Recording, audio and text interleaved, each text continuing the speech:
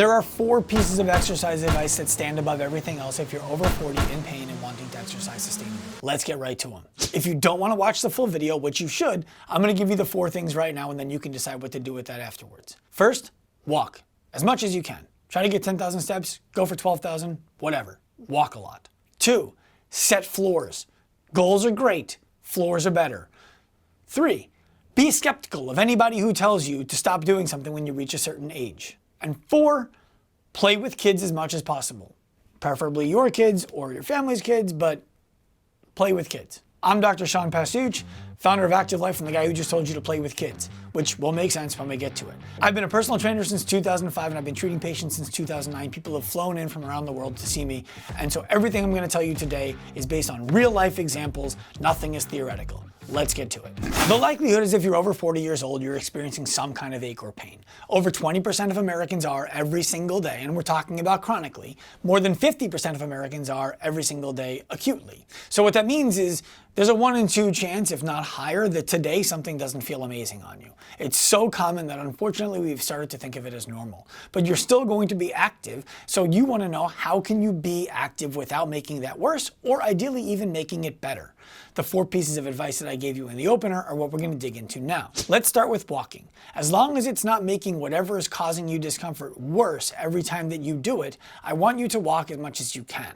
I'm going to give you 4 crazy statistics about walking that are going to corroborate what I'm saying to you. The first statistic comes out of a Northwestern medicine study in the year 2023. They found that if you walk 7,000 steps a day, it reduces your risk of cardiovascular disease by over 50%. Let me say that again. 7,000 steps a day reduces cardiovascular disease risk by more than 50%.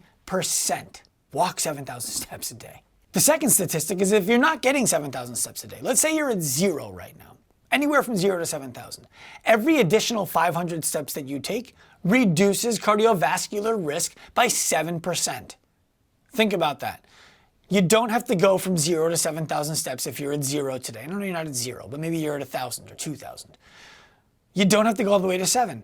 Every 500 steps that you add improves your likelihood of avoiding a cardiovascular incident by 7%. That should be encouraging. Start somewhere. The third is that the time it takes you to walk 20 meters at a brisk pace is extremely reliable in predicting your mortality. That means how long you're going to live. If you can walk 20 meters, or 66 feet roughly, in less than 16.7 seconds, you're in the golden zone. If it takes you more than 16.7 seconds, every tenth of a second above 16.7 seconds increases your cardiovascular risk by 25%. That is staggering. Here's your final statistic. After you learned all of that about 7,000 steps and the speed you do it at and every 500 steps that you add, the average American gets less than 4,000 steps a day. We shouldn't be surprised about where we're at right now in terms of our health as a country. You can stop this. You can get better by just walking more. Start there. Number 2, set floors. Goals are great, floors are better. Here's why. A goal is what you want to accomplish. And we all know that goal setting is important and it's a really critical part of you accomplishing something really important in life. But typically, if you set a goal ambitious enough for you to be challenged by it, the likelihood is you're not going to hit it. But showing up about 85 to 90% of that goal is going to be far better than if you didn't have a goal at all. All of that is true. All of that is great. Maybe you're saying, I always hit my goals. Dream bigger, bro. Dream big dreams. Goals are worth having, but floors are critical because a goal is easy to give up on if you realize that you've lost your way in the process. We see this all the time with people who are trying to lose amount of weight. They're trying to make it to a marathon. They're trying to gain X amount of muscle, whatever it is. Once they feel like that's fallen out of reach, everything falls by the wayside. We're not going to do that. We're going to have floors, which is the minimum amount of work that you can guarantee you're going to do every single day.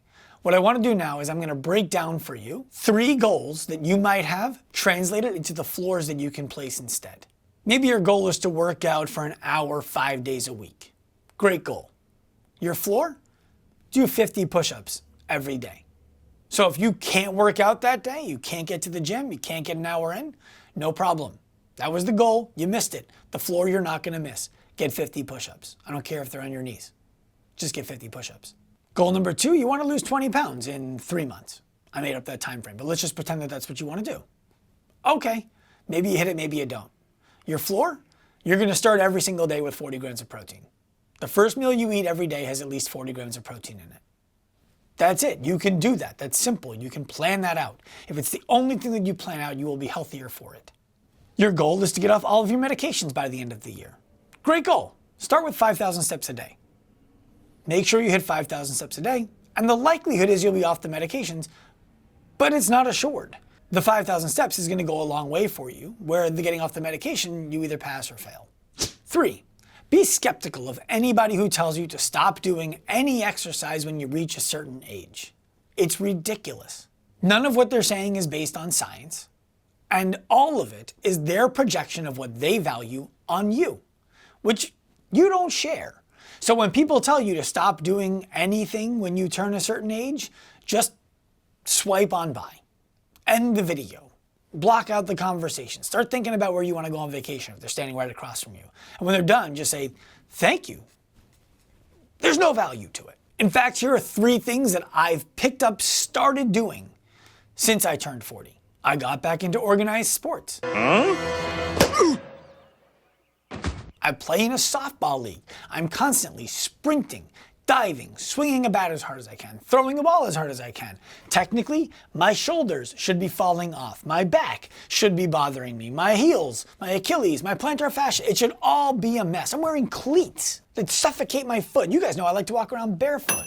I should be a mess playing competitive softball at the age of 40. But it turns out, I'm not. I'm just not as good as I once was. The number one reason why I'm not as good as I once was is not that I'm 40, it's that I haven't played in 10 years. And by the way, I'm not 40, I'm almost 42. I'm not saying that that's super old, but what I'm describing is that there are people who would say stop playing competitive sports when you get to the age of 40. Hogwash. Second, I started training Muay Thai. That doesn't seem like something that you want to pick up when you're turning 40. I don't think most people would advise you start getting punched in the face and kicked in the ribs when you turn 40, but here we are, and what I have to say about that is it's been extremely beneficial for me. So if you enjoy that kind of stuff, if you find that it scratches an itch for you, by all means do it.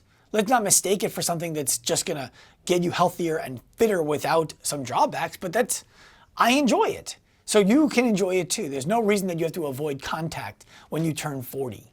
Believe it or not, I added barbell squats back into my program design for fitness. I disliked them. I very much do not enjoy squatting a barbell. And that's exactly why I added it back in. I realized that one of the reasons that I hate squatting it so much is because I'm not really good at it. It's uncomfortable for me. I don't like all the prep I have to do for it to get warmed up, to get into the right positions. And so what I decided was, good, do it. Make sure that you can do it, and then you can step away from it if you want. But so adding heavy weight, using a barbell, not essential. You don't have to do it. But never listen to somebody who tells you that you can't or shouldn't once you turn 40.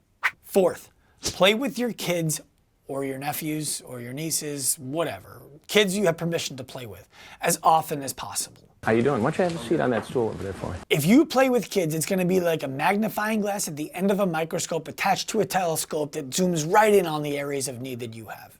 Let's get to 3 games that I think you should play with your kids as often as possible. The first, tag. If you can't keep up with kids playing tag because either you can't change direction, you can't stop, you can't speed up, whatever it is, you have a huge area of opportunity in your agility and potentially in your cardiovascular health. Look into HIT program design. That's the first place I would be looking if I was you. Second, wiffle ball. Wiffle ball? Wiffle ball. You need to be able to reach down to the ground, pick that ball up, and throw it over to a base without your shoulder exploding or your back exploding. You need to be able to coordinate your eyes and your hands to hit the ball. You need to be able to run in short bursts. All of these are things that a lot of adults have lost the ability to do. You are going to do them. And what you're going to find is, do you need more agility? Do you need more flexibility? Are you lacking power? Are you lacking cardiovascular capacity? Are your joints about to fall off? All of those are going to be revealed when you play wiffle ball with your kids. Third, follow the leader at the playground. Following the leader at the playground Sounds like an easy thing to do. They're just gonna run around. What happens when the kid jumps up on the monkey bars? Can you jump up on the monkey bars? When you play follow the leader with a kid, you're gonna find out how a kid sees the world and what a kid feels really confident they can do. Why can't you feel really confident doing it too? That's the question I want you to evaluate. The kid can do that thing. You should be able to do that thing. What do you need to be able to get better at so that you can do the thing that the kid has no second thought about just jumping right into? I want you to have that same kind of freedom physically and mentally that you had when you were a kid that the kids have today. I told you that I just got back into softball as a 42-year-old guy. What you didn't hear is that every time I played last year, I left the game feeling hurt. Something hurt. Why did something hurt? It's because I didn't get myself into shape for softball before I played. The back of my shoulder bothered me. This is the arm I swing with. Well, I swing with both, but I'm a lefty. The front of this shoulder hurt me from throwing. My Achilles were stiff from running. My hamstrings were stiff from running. Everything hurt. Even my neck hurt. Oh, my neck! My back! I learned a really valuable lesson from that. I learned that I'm not in the shape that I thought I was in. And that was the benefit of doing it. Besides all of the fun and all of the camaraderie that I got and the ability to trash talk people that I haven't had in years. I got all of that back. And I learned where my weaknesses are physically so that I could go ahead and attack them instead of living through the facade that I'm fit and healthy from the training program that I was already on. Let's recap the things I want you to do so that you can stay healthy long term. You're gonna walk. Ideally, 7,000 steps or more. Start wherever you need to start. Second, you're gonna set floors. Floors build habits. Habits shape behavior. Behavior dictates your life. 3, you're gonna start being skeptical and even dismissive of anybody who tells you that you need to stop doing things when you turn a certain age. They're full of crap. They're not spouting science. They're just pushing their values onto you, and those are not your values. So you can ignore them.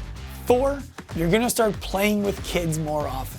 Kids you have permission to play with. That is going to reveal all of the areas where you are insecure about your ability to move, where your body actually doesn't have the ability to do it, and what you need to do to get back the confidence that you had when you were a child moving around through the world like children today have. If you like what you see, like the video, subscribe to the channel, leave us a comment, share it with a friend, do all of the things, live more, hurt less.